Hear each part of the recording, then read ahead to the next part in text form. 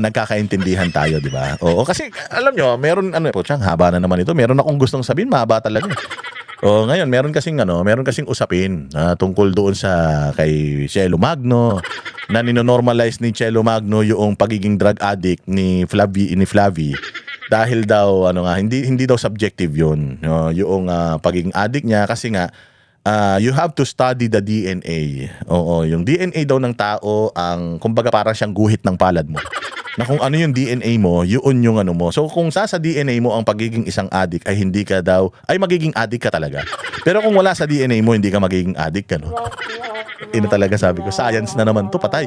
So DNA, genetics, genes yung pinag-uusapan. And kagabi nanood ako doon sa live ni Joey, si Sassy, at Atty. Trixie, putang ina, tatalino talaga nila. Sabi ko, no normal people, walang masa ang makakaintindi talaga ng ganitong discussion eh. Ako, partly naiintindihan ko and yung logic nagigets ko. Kasi bobo talaga si Cielo Magno eh. Gagamit siya ng matalinong topic para magmukha siyang tama. Mabuti na lang talaga may mga matatalinong mga scientist tayong mga DDS. Dahil nag-iisa lang si Cielo Magno na may PhD na matalino sa Dilawang Tae. Lahat ng may mga PhD dyan, tali-talinuhan mga bobo na lahat dyan. Tingnan mo si Falsis, abogado, napakatanga. Dito sa atin, puta, hindi mga abogado ito. May mga abogado tayo magagaling, sila Trixie, sila Ahmed, pero meron tayong mga analyst talaga ito. Analyst talaga itong mga to, ha. Oo, mga political commentator talaga ito. Napakagagaling. Nga si Sastrogando Sasot sa kasalukuyang nagdo-doctorate sa China. Ang ganda ng paliwanag niya tungkol niyan sa genes. Hindi lang talaga may intindihan. Parang kung ilalagay mo kasi sa layman's term, nasa parang nasa genes mo kung magiging addict ka. So kung ikaw wala sa genes mo wala sa mga lahi ninyo na addict, pwede kang mag-addict, parang ganoon. Ganun sinasabi ni Cielo Magno kasi hindi ka ma-addict. Gago ka pala yung gamot itself, yung gamot na yun pag in-ingest mo ng maraming beses, putangin na ma-addict ka. Yun nga yung niya. Yun nga yung i-alter nga niya yung tao So kung halimbawa ang isang taong mula sa lolo hanggang anak ay ay addict. Halimbawa, addict. Una, addict sa alak, addict sa babae, basta addict. So merong isang lumabas na tao na galing doon sa lahing addict. Ikinulong mo siya sa isang kahon hanggang sa mamatay siya. Magiging addict ba siya? Hindi. Hindi siya magiging addict. Bakit? Kasi wala sa environment niya Pag walang droga na umiikot sa sirkulasyon, walang sisinghutin yung tao. Highly addictive ang droga, kaya nga pinipigilan natin yung droga Kasi kahit matino kang tao, basta napasukan ka ng droga, magiging dependent ka doon kasi i-alter niya yung isip mo, yung katinuan mo, yung puso mo, yung kaluluwa mo, babaguhin niya Yun nga yung epekto ng gamot na yun So regardless kung galing ka sa angkan ng mga pare, angkan ng mga madre, kapag na-expose ka sa isang bagay na addicting at yun lang yung meron ka, utangin na magiging dependent ka doon. At hindi mo kailangan ng genetics para doon. So ganun kasi yung paliwanag. Putangin na to si Cielo Magno, ginugulo niya yung tao Oo ang punto lang naman dito, si Flavie, yung pari na yon, putangin na niyan, addict siya. Hanggang seminaryo siya, addict siya. Taki mo nag-aaral siya ng salita ng Diyos tapos nagdodroga siya. Yun ang punto doon. Walang genes dyan, walang science, DNA, whatsoever. Basta na expose ka sa droga, maa-addict ka. Kaya nga pinipigilan ng gobyerno yung paglaganap ng droga dahil nakakasira nga ng buhay yan. Kahit gaano ka katino, gaano ka kabait, kapag in-influensyahan ka. Ganyan din ang mga makakaliwa. Gaano ka, you are sheltered by your parents. Talagang mula kinder, elementary, high school, hatid sundo ka, alagang-alaga. Kapag dating mo sa kolehiyo, pagdating sa kolehiyo at nakita ng isang recruiter ng NPA na putangina itong bata na ito, sheltered to. Hindi nito alam yung nangyayari sa totoong mundo dahil inalagaan siya ng maigi ng mga magulang niya. Yun ang papasukin nila. Bago ka dito, wala kang friends, kami ng friends mo. Tapos, dodoktrinahan kanila unti-unti. Manonood kayo ng mga dulaang pang komunista. Papasukan kanila dahil vulnerable ka, dahil ngayon mo lang na-experience yung lumabas on your own. Papasukan kanila ng maling mga ideas hanggang sa dati ka namang obedient, sumusunod sa mga magulang mo, dati ka namang mabait. Yes ma, saan yung ganito ko, saan yung ganito? Biglang, wag nyo akong tinuturuan. Ako may hawak ng buhay ko, hindi kayo. Hindi pangugulit yung mga magulang mo. Bakit ganyan? Nagbago ka na, anak. Dati naman mabait ka. Yung pala, na-expose na siya, yung lahat ng mga kaibigan niya, puros mga komunista pala, komunismo yung sinusuksok sa utak niya. Bigla siyang tatalikod sa mga magulang niya, pupunta siya sa bundok, mag-aarmas siya, makikipaglaban siya sa gobyerno, mamamatay siya. Ganon yun. So, nasa DNA ba ng mga magulang niya maging NPA? Wala naman. Pero dahil nga, nasa environment at depende sa environment na kinabibilangan mo, yung magiging ikaw. Tama? So ayun na. Yung batang dati namang mabait, mula elementary hanggang high school, sumusunod sa magulang dahil nagkaroon ng mga tarantadong kaibigan na pinasukan na si Joe Maciso, nakikipaglaban para sa kalayaan ng Pilipinas, ganito ganyan.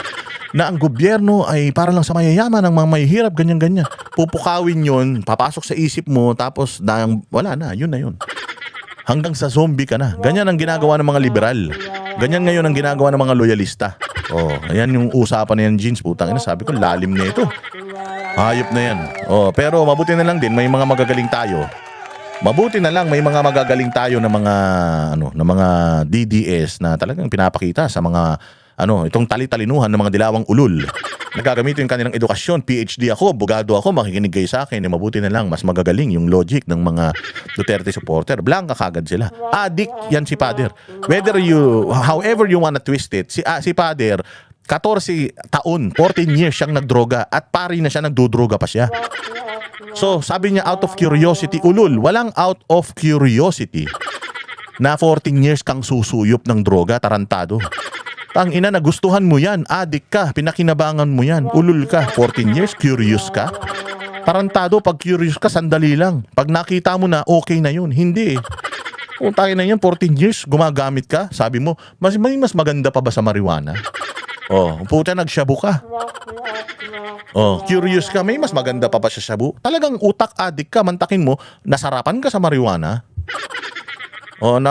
Nasarapan ka sa chonke, mali palang banggitin yun. Nasarapan ka sa chonke, tapos gusto mo pa ng mas masarap sa chonke, naghanap ka pa. At nung may nakita ka mas masarap sa chonke, yung item na yun, naghanap ka pa ng mas masarap doon. Ang tawag doon, puta, sagad na adik ka. Hindi ka nag-explore. Hindi ka nag-explore dahil curious ka. Nag-explore ka kasi adik ka. Ganun yun, mantakin mo, pari ka na, sumusuyop ka pa. Kami ang boses ng masa, hindi natatakot. Katotohanan lang, di kami nalulunod. Walang bahid ng sismis, lahat ay totoo. Kahit sino ka pa, pag mali ka, babanatan ka. Walang pinipili kulay, wala kaming kinikilingan. Basta para sa bayan, kami lalaban. Pagdama palakpakan, pag mali banatan. Di matitinag, di matatakot, para sa bayan tuloy ang sigaw. Sa harap ng kamera, walang halong takot. Mga baluktot, lahat kayo'y tutumba. Ang hustisya at totoo, yun lang ang mahalaga. Kahit sinong harang, di kami matitinag. Walang pinipiling kulay, wala kaming kinikilingan. Basta para sa bayan, kami lalaban. Pagtama palakpakan, pag mali banatan. Di matitinag, di matatakot, para sa bayan tuloy ang sigaw. Kung nasa tama ka, ikaw ay aming kasama. Pero pag mali ka, handa ka na bang mabasag? Banateros kami, walang inuunan, dahil bayan muna bago ang sarili.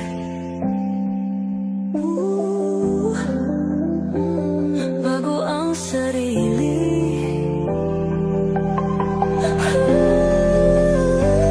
Pagtama palakpakan, pag mali banatan.